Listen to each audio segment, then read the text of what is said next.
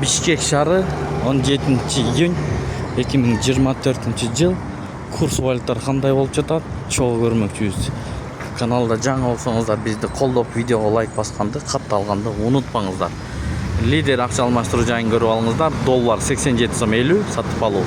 Евро 94 сом, рубль 96 тыйын, дирхам 23 сом 50 тыйын.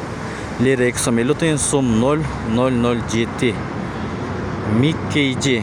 Бул жерде доллар 87 сом 50 тыйын, рубль 95,9 тыйын. Стимул бул жерде доллар 87 сом 50 тыйын, евро 93 сом 70 тыйын, рубль 96 тыйын, юань 11 сом 50 тыйын.